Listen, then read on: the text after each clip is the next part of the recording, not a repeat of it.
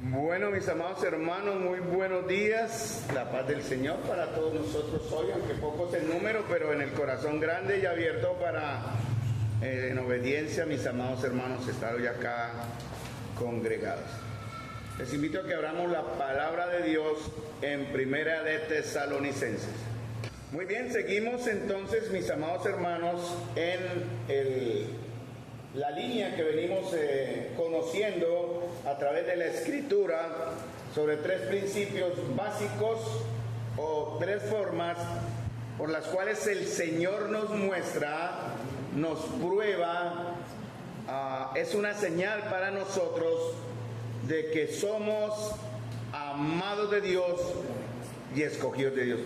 Hemos visto tres textos a través de estos domingos que me ha correspondido el privilegio y con gran temor estar delante de ustedes para presentar la palabra. Primera de Tesalonicenses 1, 4 al 6, Primera de Tesalonicenses 2, 13 y Segunda de Tesalonicenses 2, 13.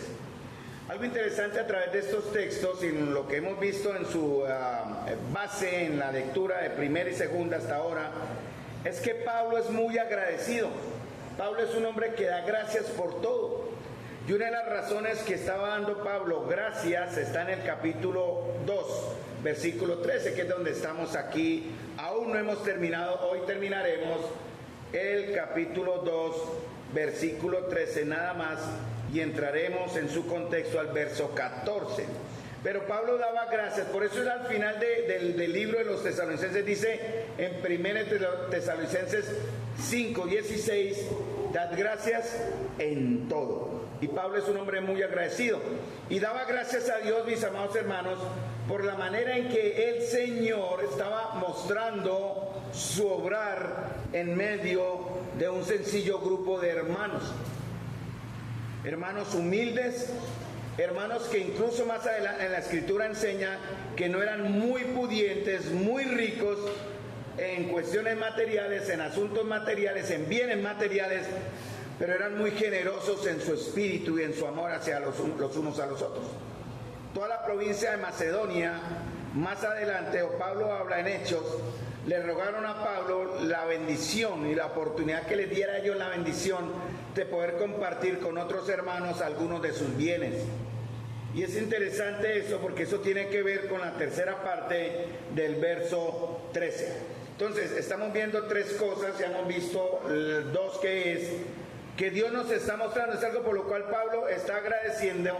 Dice, nosotros agradecemos a Dios, mis amados hermanos, porque nos ha convencido Dios por medio de su palabra, que su palabra es su palabra. No debe haber en nosotros ninguna clase de duda, hermanos, que lo que usted tiene en sus manos ahora es la palabra de Dios. Algo interesante en el último himno que cantamos, en la última alabanza, cuando habla de tu mirada, de qué manera, por medio de que el Señor nos mira. Y el Señor nos está viendo a través de su palabra. Cuando nos relacionamos con la palabra, algo maravilloso ocurre, hermano, es un milagro, porque es cuando entra a trabajar Dios a través de su Espíritu en nosotros y nos abre el entendimiento. Esa es la oración siempre, que el Señor abra nuestro entendimiento para tener la certeza de que lo que estamos leyendo ahora, lo que usted tiene en sus manos, es palabra de Dios. La palabra que viene de Dios, eso lo dice en el verso 13, que recibiste la palabra de Dios, que oíste de nosotros, no como palabra de hombres, sino según es en verdad la palabra de Dios. O sea, palabra de Dios que viene de Dios, que nos convence que viene de Dios. No hay duda respecto a esto. Lo segundo es que Dios usa y está usando y usará siempre instrumentos humanos. Eso fue lo que vimos también el domingo anterior, basados en 2 Corintios capítulo 5, versículo 7, hablando de que cómo Dios nos ha entregado a nosotros el ministerio de la reconciliación. Y Dios dice, nos ha entregado una gran responsabilidad a todos nosotros. Un consejo que le di a los hermanos que salieron en sus tiempos de descanso es: no se olviden de recordar por testimonio, como una manera de mostrar su fe, este día maravilloso en el cual la iglesia se reúne recordar la muerte del Señor. La muerte del Señor la anunciamos hasta que Él venga. Y hoy es el día del Señor, se llama en la Biblia, el domingo. Y el domingo es cuando nos congregamos como iglesia, donde quiera que estemos, para recordar en los símbolos y en una sencilla comunión este mandamiento y esta ordenanza del Señor. Muy bien, esto tiene que ver con la tercera parte del verso 13. No solamente que el Señor va a usar instrumentos, por eso nosotros siempre debemos tener la seguridad, hermanos, de que a donde quiera que el Señor nos lleve, si estamos con el corazón dispuesto, Dios nos va a usar. En nuestro trabajo, manejando mi carro, mientras David latonea una lata, mientras andamos en la moto, llegamos a algún lugar por cuestión de nuestro trabajo, donde quiera que estemos, hermanos, Dios nos va a usar para hacer sus instrumentos y poder decirle a las personas que nos oyen una gran verdad. Pablo hizo esto y el efecto fue maravilloso. Los de Tesalónica no recibieron la palabra de Pablo como palabra de hombre solamente, sino que ellos reconocieron que era la palabra de Dios, que recibieron con poder, que recibieron con transformación, tanto que dice en el capítulo 1, versículo 9, ellos mismos cuentan de nosotros la manera en que nos recibisteis y cómo os convertisteis de los ídolos para servir al Dios vivo y verdadero. Entonces Pablo daba gracias por eso. En 2 Tesalonicenses 2:13, que es muy similar el texto al de 1 2:13, Pablo da otra verdad, o recuerda otra verdad. Dice, nosotros debemos dar siempre gracias a Dios. ¿Respecto a quién? A vosotros, hermanos. ¿Cierto? Pablo se dirige solamente a los que tienen la misma afinidad con él. Hermanos, personas transformadas, personas que han recibido un perdón, personas que están seguras del perdón y personas que viven una vida cristiana de acuerdo al perdón y a la nueva condición en la cual están. Por eso les dice en el verso 13 de 2 Tesalonicenses 2, pero nosotros damos gracias respecto a vosotros, amados por el Señor. ¿De qué daba gracias Pablo? De que Dios les había escogido desde el principio, en el verso 13. ¿Qué más? Que el Señor les había santificado por medio de su Espíritu. Nadie puede entender esta verdad que tiene en sus manos si no es por medio del Espíritu Santo. Podemos estudiar la Biblia, podemos analizar gramaticalmente, históricamente, de muchas maneras, estudiarla de una forma crítica la Escritura y aún así no ser impactado por ella. Sin embargo, el Señor a sus escogidos, que somos nosotros, a los que Él ha puesto en su mira desde antes de la fundación de los tiempos, en su anticipado conocimiento, Él ya sabía quiénes reaccionaríamos al obrar de su Espíritu y al obrar de su palabra. Y por eso Pablo da gracias, dice, de que Dios os haya escogido desde el principio para la santificación por el Espíritu. La palabra santificación es para poner aparte por su Espíritu, ¿verdad? Para darles a una serie de escogidos por Dios un maravilloso misterio que se les da a conocer y que trae convicción a la palabra. Efesios capítulo 1, versículo 14, dice el Señor, en Él también vosotros, habiendo oído la palabra de verdad, el evangelio de vuestra salvación, y habiendo creído en Él, fuisteis sellados con el Espíritu Santo de la promesa. Entonces el Señor obra en aquellos que Él ya sabe que oirán con un corazón hambriento, deseoso, con una mente abierta también, obviamente, con un espíritu dispuesto, la verdad del Señor. Y dice que el Espíritu Santo, en 2 Tesalonicenses, volvamos para terminar, la santificación del Espíritu y la fe en la verdad.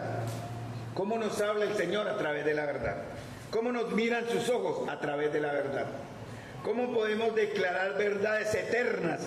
A través de la verdad. ¿Cómo debemos basar nuestra vida como personas que buscamos de Dios?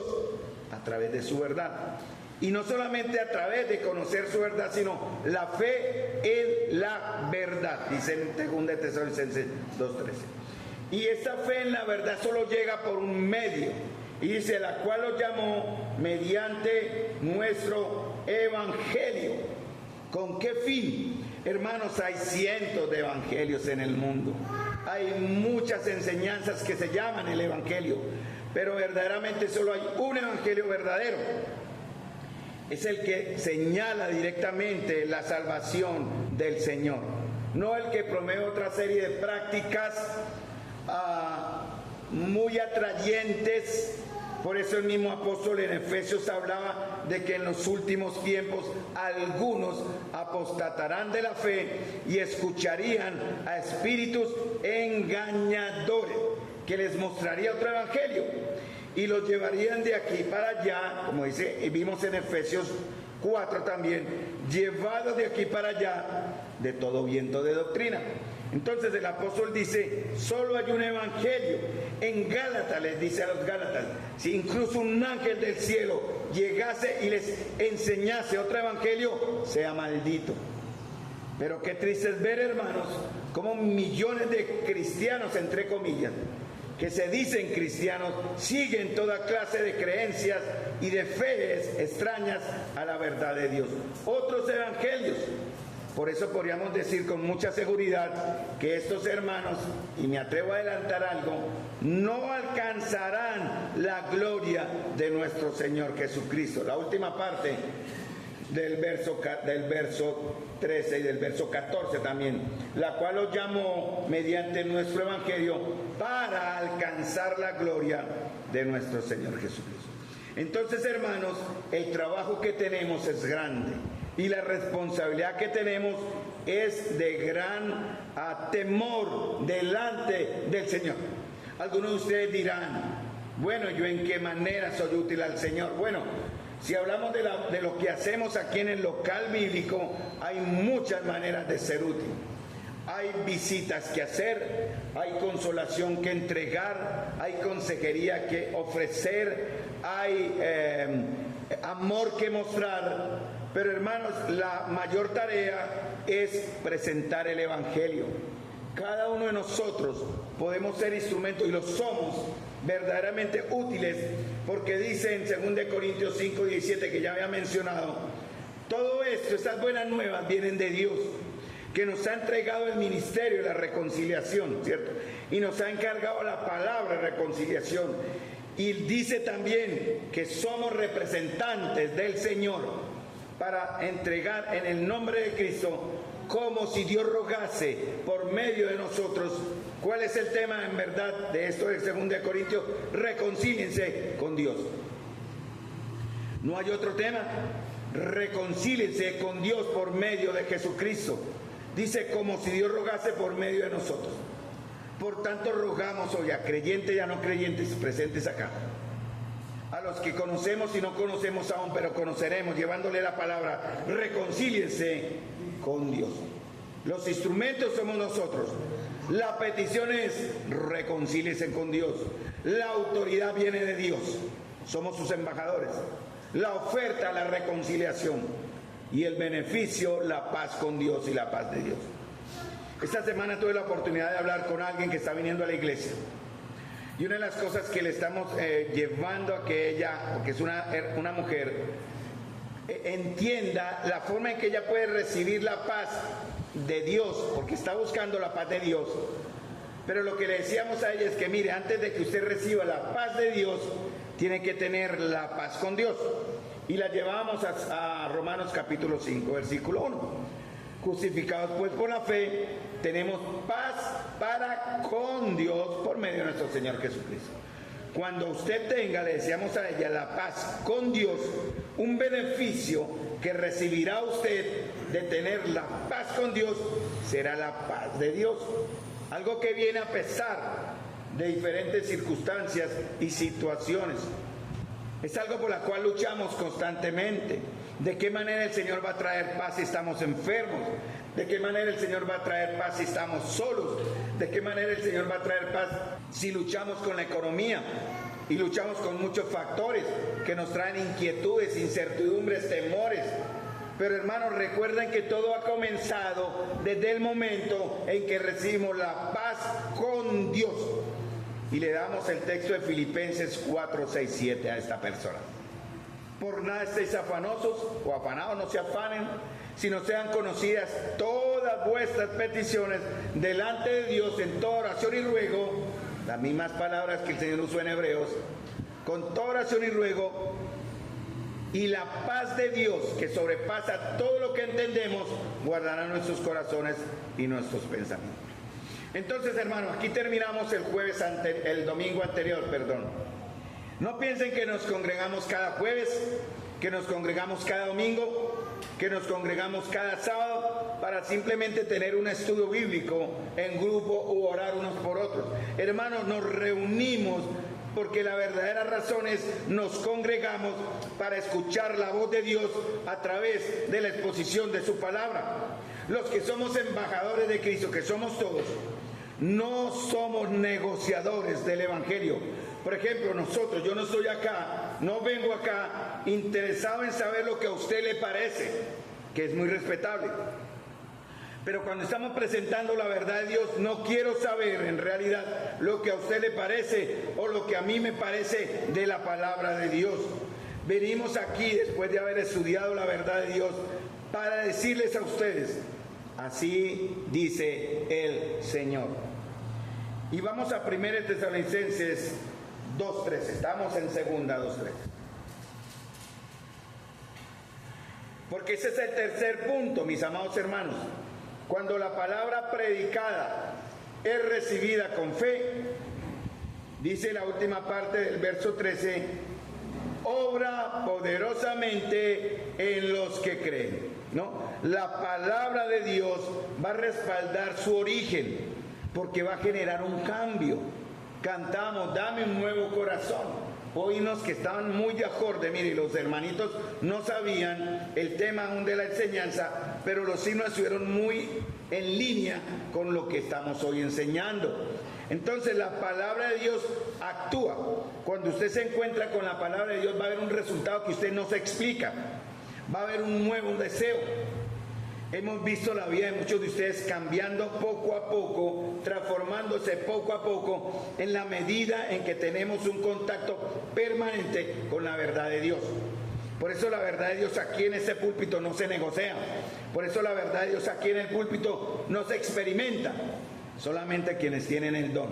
Obviamente entran en esa capacidad los ancianos pastores que tenemos la responsabilidad de enseñar la palabra y orar por ustedes. Pero también debemos velar o ver que la palabra de Dios esté actuando, ¿sí? ¿De qué manera actúa en los creyentes, no? Dice, va a actuar en vosotros solamente en los creyentes. Ahora, la gran pregunta, hermano, la palabra actuar en griego es energía. Esa palabra actuar que está, o actúa, perdón, que está aquí en el verso 13, es energía. De ahí donde viene la palabra energético. Yo todos los días, ya es como una norma, pero ya no es por vicio, antes era por afición a tomarme el líquido. Créame que ya no es por eso. Bueno, cuando hace mucha sed y no encuentro la deliciosa limonada, me tomo un Vive 100. Debo reconocerlo. Y mi enfoque también es, un día le pregunté a uno de los que vendían cuánto gana por Vive 100. Él me dijo, 700 pesos. Es muy poco, ¿verdad? ¿Cuántos tendrán que vender para hacer por lo menos un diario? El estocaduro. Entonces mi mentalidad cambió. Y lo doy como ilustración, no como excusa. Voy a ayudarle al señor del Vive 100. Le voy a comprar uno, aparte de que me ayuda también. Porque este Vive 100, esta bebida me da una energía que me impulsa un poquito más antes de terminar mi jornada de trabajo. Es como las barras de chocolate o las barras de granola que comemos, que son energizantes, ¿sí? Es el mismo principio. Tienen sus componentes algo que nos da más fuerza. Bueno, para terminar la ilustración, la palabra actúa, que está en Tesalonicenses 2:13, ya, al final, que significa energía, es para los que creen. Solo va a actuar en los que creen. Hermanos, y la palabra actúa también en los creyentes no tiene que ver solamente con creer una sola vez. Me explico, eso es una acción continua. Dice que la palabra de Dios actúa, no dice que actuó, no dice que actuará, dice está permanentemente actuando. Por eso hoy espero y sé que la palabra de Dios obrará en ustedes, pero parará acá. Actuó en el día de ayer, ruego a Dios que sí. Actuará mañana, oraremos al Señor que actúe en ustedes. Pero la idea es que la palabra de Dios tiene que mantenerse permanentemente actuando. No es creer en un momento, hermanos, es seguir creyendo y seguir creyendo y seguir creyendo, aun cuando las cosas se pongan difíciles. Hay que permanecer en esta fe. Y aquí es cuando vemos, mis amados hermanos, que la palabra de Dios es viva y eficaz. Y es la palabra viva de un Dios vivo para nosotros. Cuando esta palabra de Dios penetra en nosotros, dice en Hebreos, dice penetra hasta partir el alma y el espíritu, las coyunturas y los tuétanos, y discierne todo pensamiento del corazón. Ahí es donde usted se confronta. ¿Cuáles son realmente mis intenciones? Porque si la palabra de Dios está en usted como creyente, no es una palabra inactiva. Recuerden esto. Si no está funcionando en usted, es una palabra inactiva. La nuestra debe ser activa, no debe estar quieta, debe llevarnos a algo, debe motivarnos a la obediencia, por ejemplo, reunirnos, al ser embajadores de Él, al conocerlo a través de la palabra. Ustedes recuerden, dice verso 14, porque vosotros hermanos, en 1 Tesalonicenses 2:14 ya, vosotros hermanos vinisteis a ser imitadores de las iglesias de Dios en Cristo Jesús que están en Judea. Hermanos, en ese entonces no era fácil seguir el evangelio. Hoy día estamos en una sociedad que nos trae comodidades e incluso nuestro país nos ofrece libertad de culto por muy poco tiempo, porque vendrá una serie de limitaciones al verdadero evangelio. No nos extrañemos si en nuestro país llega la limitación al evangelio, pero ¿cómo actuaremos cuando eso llegue? Hay países donde no se puede hablar el evangelio. Los de Tesalónica, en 1 Tesalonicenses 1, cuando fueron convertidos de manera milagrosa, dicen que dejaron ellos sus ídolos cuando recibieron la verdad y se convirtieron de los ídolos a Dios para servir al Dios vivo y verdadero. No era fácil para ellos, hermanos. Ellos tenían que dejar sus ídolos, los de Tesalónica, políticamente, socialmente, familiarmente y económicamente, toda dependencia de esclavitud hacia sus ídolos paganos y al César. No era fácil en ese entonces. Todo aquel que se señalaba o se identificaba como creyente, su familia lo podía heredar. Eran realmente expulsados de su hogar. Y si no eran perseguidos por la ley, en este caso por Roma, eran considerados parias o eran consideradas personas ya despreciables y dignas de muerte por causa de haber seguido el evangelio. Hoy día no se nos pide eso, pues no, por lo menos en nuestra cultura tan directamente, pero hay persecución, hermanos. ¿Cuántos de nosotros estaríamos dispuestos a sufrir por este evangelio? Ellos eran rechazados por la familia, incluso si eran denunciados podían ser perseguidos, presos o muertos. No era fácil ser creyente en tiempos de Pablo, en tiempos de esos primeros años. Si a usted había persecución por el gobernante de turno, se le exigía fidelidad al César. Lo único que se le pedía a los cristianos era glorifique u honre a César como Dios, no era más. ¿Qué tenían que decir los cristianos? César es Dios, nada más. Y no eran perseguidos. Pero muchos millones y miles murieron cuando se les enfrentaban a esta verdad y decían, se les exigía, digan que César es Dios. Y ellos ¿qué decían? No, Jesucristo es Dios. E inmediatamente podían ser muertos o condenados a la muerte. a las galeras, llevados a remar en los barcos de Roma, esclavos por años y años, solamente por decir que Jesucristo es Dios. Y hoy día, hermanos, se nos trata de fanáticos, ¿verdad? Se nos señala porque debemos ser personas que debemos ir contra la corriente. No debemos aceptar imposiciones de un gobierno ateo o impío o de políticas, que nos quieran obligar a aceptar algo malo como bueno. No tenemos que aceptar que el gobierno o la ley o la cultura e incluso la educación quieran ordenarnos cómo educar, por ejemplo, a nuestros hijos. No, esta ideología de género, el aborto y otras aberraciones que ya son normales, pero para nosotros debe ser pecaminoso. Hay una ley rondando por ahí en nuestro país que quiere darle a los chicos libertad después de los 5 años, creo. Ya en América, en Estados Unidos está ya prácticamente legalizado o ya va en gran avance esa ley. Darle a nuestros hijos, hermanos, como el derecho, libertad, más o menos 5 o 6 años en adelante, a escoger o identificarse qué quieren ser. Eso no es así, hermanos. ¿Se imaginan que eso pasara, por ejemplo, llegara uno de nuestros chicos y la ley dijera: ¿usted qué quiere ser? ¿Cómo se identifica? ¿Hombre o mujer? ¿Verdad? Se está legalizando la pedofilia y toda clase de aberraciones. No podemos permitir eso, hermanos.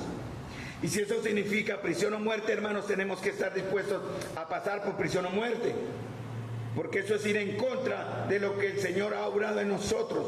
Y una clase de aberraciones que nos quieren obligar a que sean normales cuando no lo son.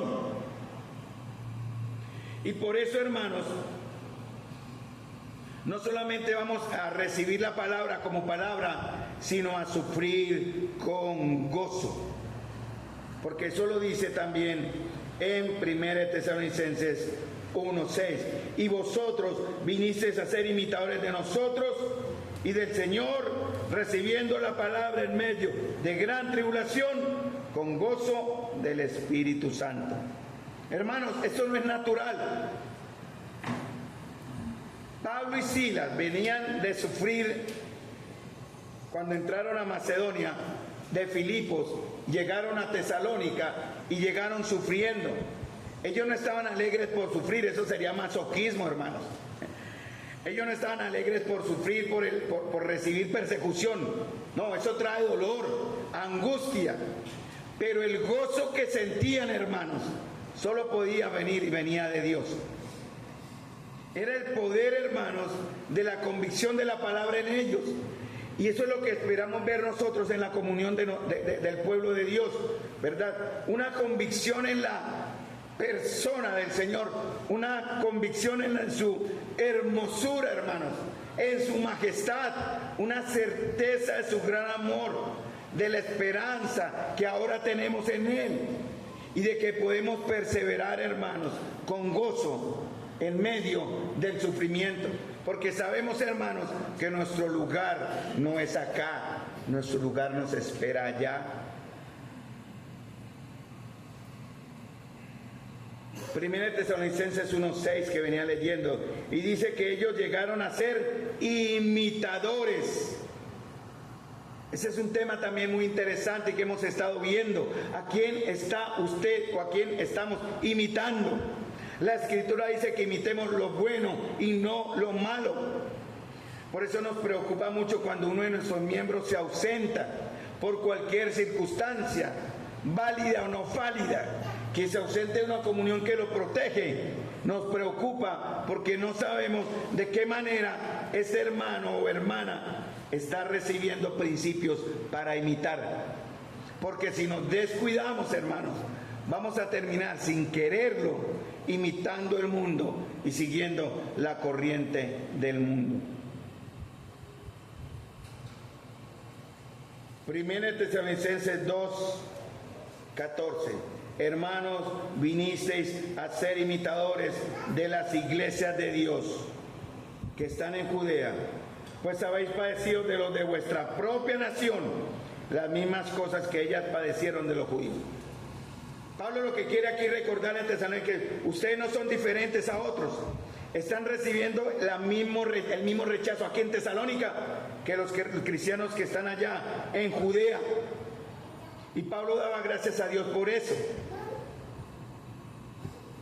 Hermanos, ¿cómo se divide la historia del hombre? ¿En qué momento se empieza a dividir como cronológicamente la historia de la humanidad? Tenemos un calendario. Estamos en el año el 13 de octubre del 2024, ¿cierto?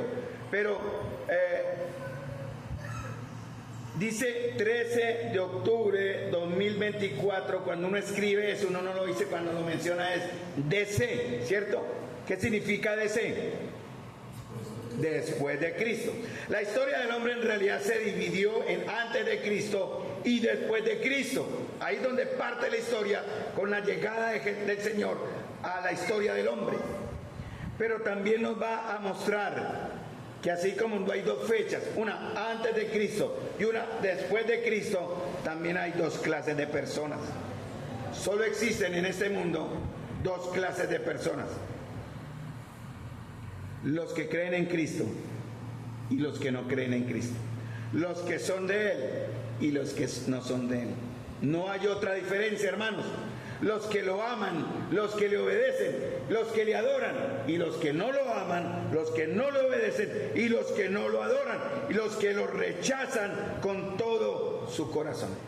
Hermano, porque miren, cuando usted es confrontado con la verdad, como hemos venido haciendo estos meses atrás con la palabra, y siempre aquí delante del púlpito o allá entregando estudios, es confrontarlos a ustedes con la palabra de Dios. ¿Para qué, hermano? Porque nadie puede ser neutral o indiferente ante Jesús. Mateo capítulo 12, versículo 30. Hermano y amigo, si usted está aquí en esta mañana, usted no puede ser neutral, usted no puede ser indiferente. Miren lo que dice el Señor en Mateo 12:30.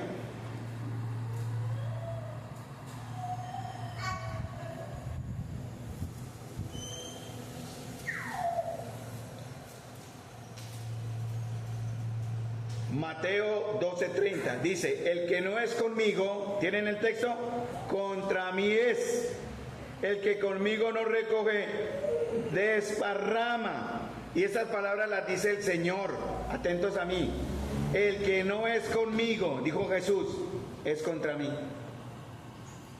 Dios mismo, hermanos, desde los cielos nos ha mandado a arrepentirnos. Nos ha enviado a su Hijo para que creamos en Él.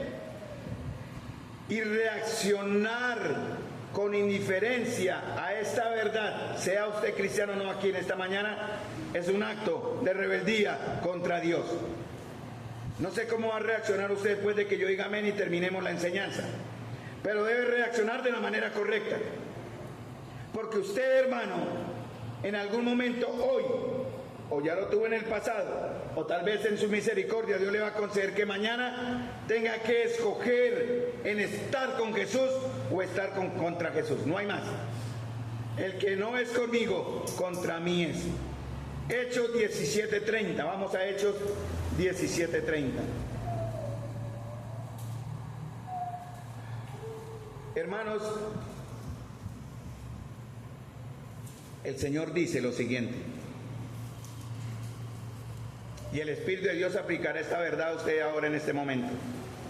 Por tanto, dice Pablo, ya no tenemos excusa, ya no hay ninguna clase ni razón para decir no.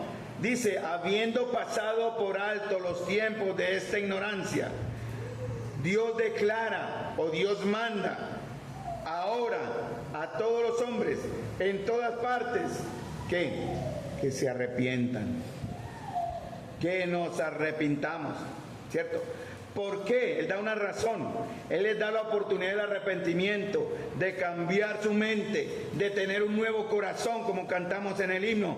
¿Por qué? Porque Él ha establecido un día que aún no ha llegado, pero llegará, en el cual juzgará a usted, al mundo, en justicia, Nadie podrá decir delante de él, aún alzando su puño, aún de rodillas frente a su majestad, has sido injusto conmigo. Porque él estableció un día en el cual juzgará con justicia por medio de un hombre a quien ha designado. ¿Por qué, hermanos? Porque toda justicia, todo juicio ha entregado al Hijo. Y él nos juzgará, como dice también en Juan, por su palabra. Dice a un hombre a quien ha designado, habiendo presentado prueba a todos los hombres al resucitarle de entre los muertos, lo que hablamos y lo que vimos hoy en Hebreos capítulo 5, versículo 7. Y fíjense, hermanos, cómo el Señor ha unido dos pueblos, un pueblo llamado judío y un pueblo gentil, como dice en Efesios 2:20. Ahora somos un pueblo en Dios Padre y en el Señor Jesucristo. Y Pablo aquí habla de dos iglesias que son una, la de Judea en el verso 14 y la de Tesalónica. Ellos compartían una misma identidad. Uno de los temas que vamos a ver en Marcos capítulo 1, versículo 14, y vamos a pasar a Juan capítulo 1, verso 16, es que el Señor a sus discípulos les va a dar una nueva identidad, hermanos, una nueva forma de ser. Estamos aquí en un aspecto, aunque poco de número, esperamos que los que partieron se hayan reunido en el Señor, en un mismo espíritu, que las hermanitas allá en San José de Oriente se hayan reunido en un mismo espíritu, y que todos podamos en ese aspecto, hermanos, haber compartido y dar testimonio de nuestra identidad, de lo que ahora somos como hijos de Dios. Por eso, hermanos amados, entre nosotros no debe haber hermanos de diferentes nombres, o sea, clases de hermanos. Aquí somos iguales. Hermanos, no debe haber en la fe cristiana denominaciones, no existen. No me siento cómodo en el caso personal, pues no lo han hecho aún, pero de pronto lo harán, que me quieran señalar como hermano Emaús. Yo no soy hermano Emaús, ni soy hermano presbiteriano, ni soy hermano anglicano, ni soy hermano calvinista. Simplemente somos hermanos en Cristo, reunidos, hermanos, en la sencillez de las Escrituras, para escudriñar y permitir que su palabra haga arder nuestro corazón. No necesitamos ser identificados, ni en nuestra enseñanza, ni en nuestra práctica, con denominaciones, hermanos. Porque debemos amar y aceptar a hermanos de diferentes, entre comillas, denominaciones, a menos que se metan, quieran debilitar, perviertan, ¿verdad?, lo que Dios ha revelado de su obra, de su carácter, que ha mostrado en Cristo, y que sea cambiado por malas enseñanzas y malas prácticas o artimañas para llevar al error a los cristianos. No lo debemos permitir. Pero no podemos permitir que se nos catalogue, hermanos, como hermanos Emaús allí, o hermanos bautistas allá, o hermanos de San Francisco acá, o hermanos de Piedecuesta allí. No, hermanos, somos uno en Cristo, hermanos. Dicen por ahí que la doctrina divide y el amor une. Bien, algunos lo han tomado como una excusa para recibir en la fe toda clase de creencias y de prácticas, porque la doctrina no debe dividir, nos debe unir en amor, dicen ellos. Pero ojo, hermanos, hay que tener mucho cuidado, porque esto no es verdad. Porque si se enseña algo que debilite, o se enseña mal, algo que dañe lo que Jesús es como Dios, como hombre, su obra y los alcances de nuestra salvación, la doctrina sí nos tiene que dividir. Y si debemos separarnos de tales personas, hermanos amados, porque la doctrina correcta y la unidad en la fe, hermanos, no se debe negociar con la excusa del amor cristiano. Dice el Señor en Mateo 10:34, para que me sigan. Vamos a Mateo 10:34.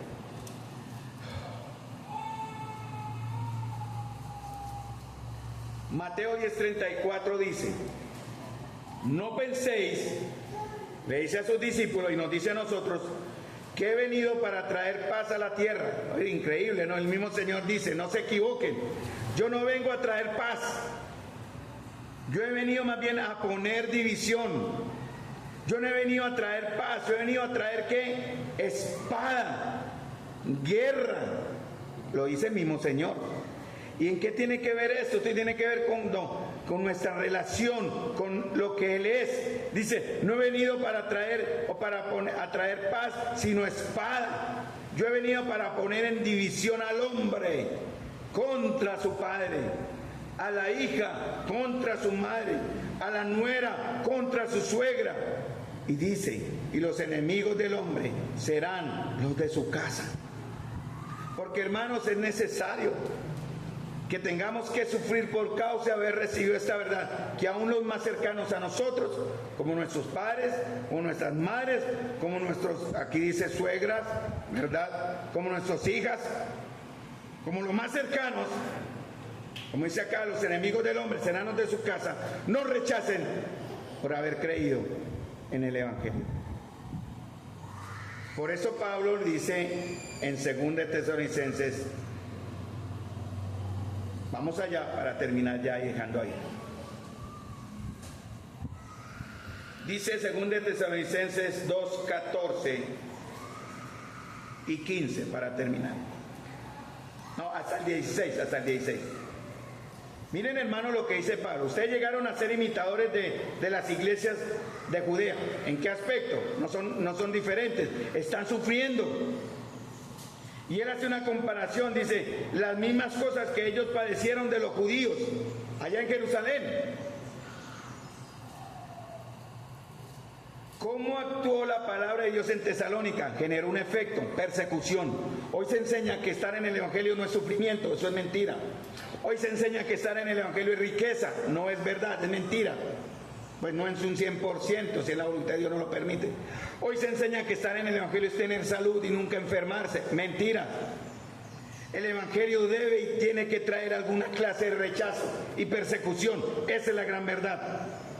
Y dice Pablo, porque hermanos, vinisteis a ser imitadores de las iglesias de Dios en Cristo Jesús que están en Judea, pues también habéis padecido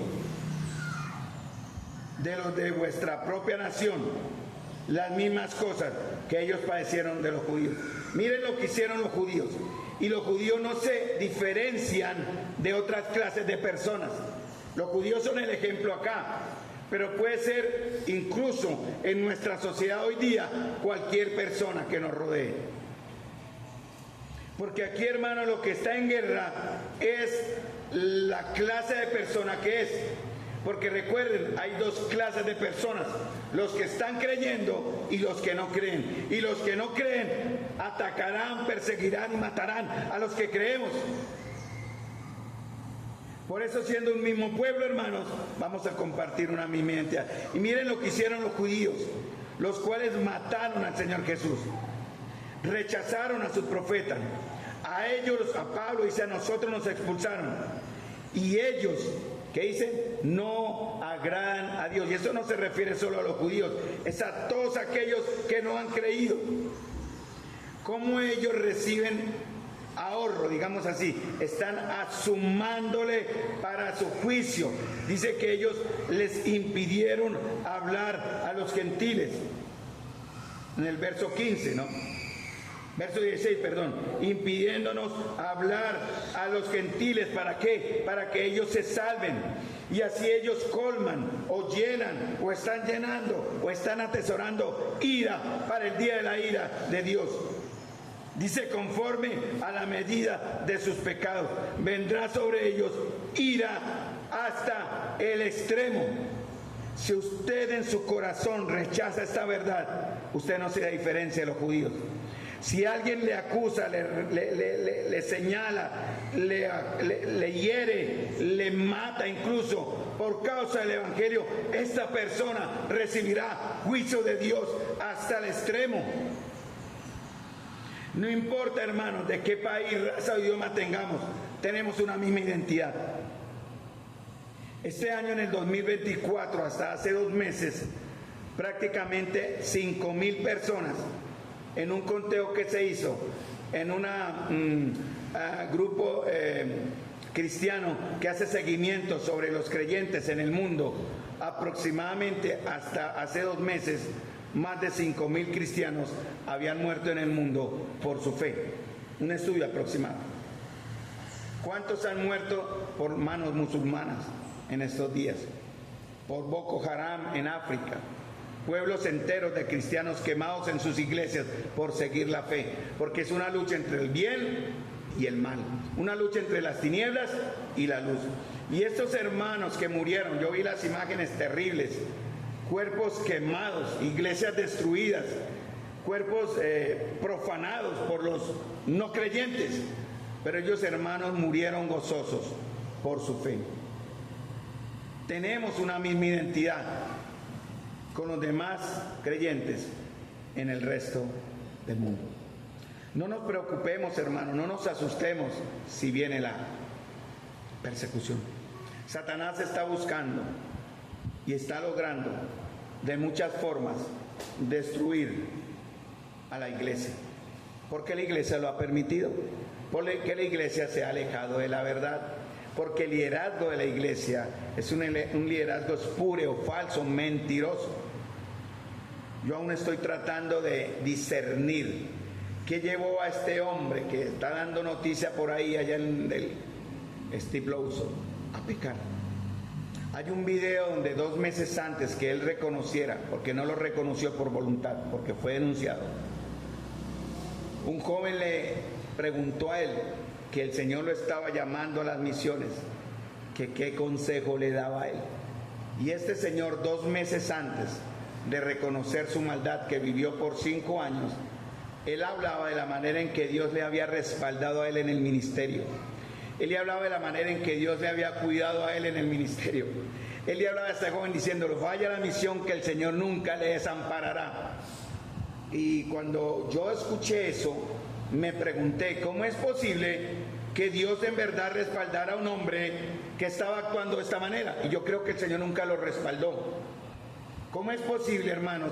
Y es por eso que debemos estar orando todos los unos a los otros. Porque la primera persecución que vendrá, y lo digo con temor y respeto, pero también con expectativa, no es con sencillamente algunas de las ovejas de usted, como ustedes. Ellos van primero por quienes son la cabeza. Y tarde que temprano lo digo, y no soy profeta para decirlo, pero está anunciado en la verdad de Dios. El liderazgo tendrá o deberá ser perseguido, anulado, castrado de alguna manera, perdonen esa ilustración, ¿no? Llevado al pecado de alguna forma, como este señor que tanto daño generó ya, un daño con alcances grandes en su pecado, un líder de Dios, pero que estaba viviendo una mentira. Oren, hermanos, por aquellos que enseñamos la palabra. Oren, hermanos, y eso nos lleva a todos a orar los unos por los otros. Oren por aquellos que de una manera muy temerosa, pero responsable, estamos al frente de ustedes. A veces no quisiéramos estar al frente de nadie, simplemente ser uno más entre las ovejas, y realmente así debemos vivir. Pero Dios ha puesto una carga, hermanos, y lo dice en Hechos capítulo 20, cuando Pablo le dice a los ancianos: velen por ustedes mismos y por las ovejas. No es fácil estar aquí, hermano.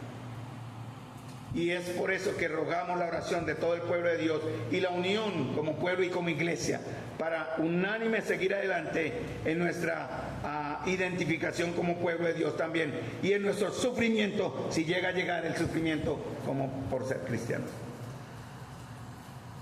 Como somos uno en Cristo, hermanos, esto debe producir en nosotros un fuerte apego por nuestra iglesia local, un amor sincero, un genuino amor por la iglesia del Señor, que es más que estas 4 paredes, hermanos. Somos parte de algo mucho más grande, hermanos. Somos uno en Cristo, así seamos diferentes en nacionalidad o en cultura, en educación, incluso en posesiones materiales. Habiendo creído en Él, somos uno en Cristo.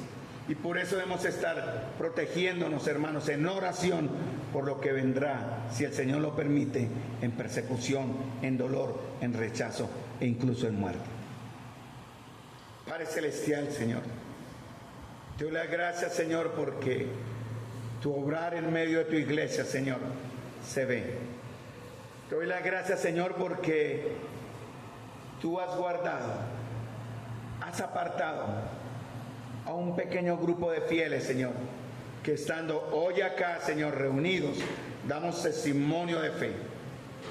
Para aquellos que estuvieron viajando, están en sus salidas personales respetables, ruego a Dios por ellos, que su fe haya sido mostrada de alguna manera en una comunión sincera en el día del Señor, que su testimonio sea hallado irreprensible en este día, en el día de ayer o en el día de mañana hasta que nos veamos. Te ruego, Señor, por todos los que conforman nuestra comunión aquí en Santa María. Y te ruego, Señor, y te doy las gracias por aquellos que, sirviendo de una manera no visible, son mucho más importantes, Señor, que aquellos que de alguna forma visible te entregamos también nuestra adoración y servicio. Te pedimos, Señor amado, que guardes a todos y cada uno de las ovejas de este redil, Señor. A los ancianos pastores que has puesto delante, a los siervos que ayudan diligente y eficazmente en ser una manera en que se descarga, Señor, el trabajo y se delega la responsabilidad también. Gracias, Señor, por tu obrar en medio de nosotros, porque tu palabra está mostrando que verdaderamente ha causado un efecto en nuestras vidas. Te pido, Señor, en el nombre de Jesús, que traigas con bien a los que están fuera hoy. Que traiga, Señor, a los que han pecado en arrepentimiento aquí para ser restaurados. Y a nosotros todos guárdanos, Señor, de manchar tu nombre y ensuciar tu gloriosa santidad. Te pido, Señor, estas cosas en el nombre de nuestro Señor Jesús. Amén. Muchas gracias, mis amados hermanos. El Señor les bendiga.